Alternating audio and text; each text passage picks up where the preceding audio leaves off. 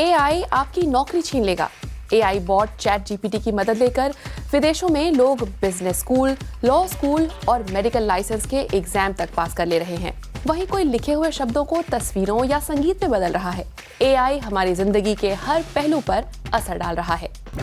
अगर आपको भी लगता है कि हमारी आज की दुनिया बहुत कॉम्प्लिकेटेड होती जा रही है, तो ये सुनिए कि इंसानों के बनाए ऐसे आर्टिफिशियल बीइंग्स को लेकर चिंताएं नई नहीं हैं, बल्कि प्राचीन ग्रीक मिथकों में आज से कोई 2700 साल पहले से मौजूद रही हैं। ग्रीक मिथकों में इंसानों जैसे ही बुद्धिमान कई ह्यूमैनॉइड्स का जिक्र मिलता है। उन्हें लेकर सवाल तब भी थे और अब भी हैं। ग्रीक मिथकों में आग, कारीगरी और लोहे का काम करने वालों के एक देवता माने जाते थे, हेफेस्टस।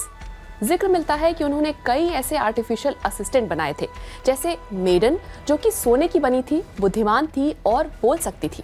मालिक को जो चाहिए उसे पहले ही भांप कर उनकी जरूरत पूरी कर सकती थी। यानी तब भी इंसानों के काम करने वाले नौकर बनाने का ही आइडिया था, जैसे आजकल घर की सफाई करने वाले रोबोट या कई तरह के सर्विस रोबोट, जिनका सबसे बड़ा मकसद है इंसान की मेहनत बचाना। ये काम के तो हैं ही, लेकिन फिर कंपनियां इंसानों को हटाकर इन्हीं को काम पर लगाने लगी तो हेफेस्टस ने हुक्म बजाने वाले नौकर ही नहीं बनाए, बल्कि लड़ने वाली ताकतवर मशीनें भी, जैसे कांसे का बना दानव टैलस, जिसे क्रीट द्वीप की रक्षा के लिए बनाया गया।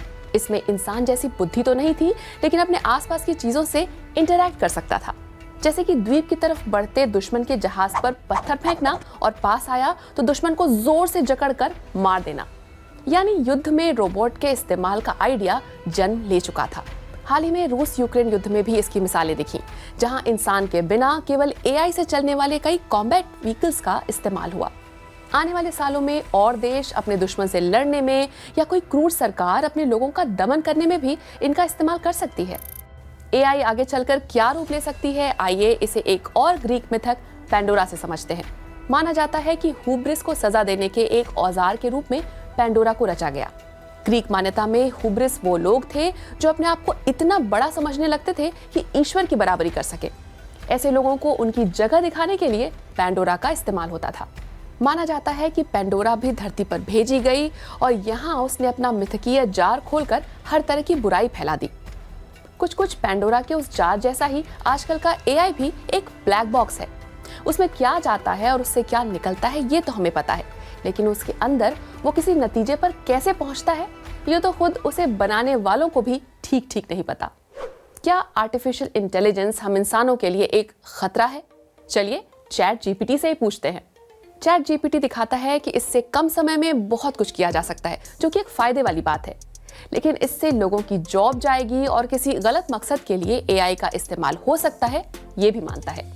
कम से कम ग्रीक मिथकों में तो इन ह्यूमैनॉइड्स के कारण कभी भी हैप्पी एंडिंग नहीं हुई थी, लेकिन हैं तो ये सारे मिथक ही। आजकल के एआई से ये इतने मिलते जुलते हैं कि इनकी तुलना तो होगी, लेकिन सच ये है कि आज की सच्चाई उस समय की किसी भी कल्पना से ज्यादा कॉम्प्लेक्स है। अगर ग्रीक मिथकों से जुड़ी चिंताओं को एक किनारे रख दें, तो हम समझ पाएंगे कि आर्टिफिशियल इंटेलिजेंस हम इंसानों के कितने काम आ सकता है, बशर्ते उसे सही तरह से इस्तेमाल करें और उसके रेगुलेशन का भी पुख्ता इंतजाम रखें। कुछ मिसालें देखिए। शारीरिक रूप से अक्षम लोगों की मदद करने में एआई से क्रांति आ सकती है। सोचिए, जिन लोगों को दिखाई नहीं देता उन्हें भी उनके माहौल का पूरा ब्यौरा मिल सके तो। नई दवाएं बनाने के लिए हमेशा नए मॉलिक्यूल्स की तलाश रहती है। एआई के इस्तेमाल से रिसर्चरों को ऐसे मॉलिक्यूल खोजने में बहुत मदद मिल सकती है। प्राकृतिक आपदा के वक्त लोगों को बचाने और मदद पहुंचाने में भी ये बेजोड़ साबित होगा।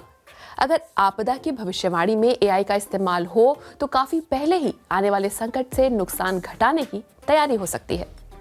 वर्ल्ड इकोनॉमिक फोरम का अंदाजा है कि 2-3 सालों में ही एआई हमारी करीब 8.5 करोड़ नौकरियां छीन लेगा, लेकिन साथ ही एआई के कारण कोई 9.7 करोड़ नई नौकरियां पैदा भी होंगी। आप एआई को कितनी गंभीरता से ले रहे हैं? क्या इससे डर रहे हैं, बचना चाह रहे हैं, या हर सूरत में इसके लिए तैयार हैं? कमेंट करके बताइए।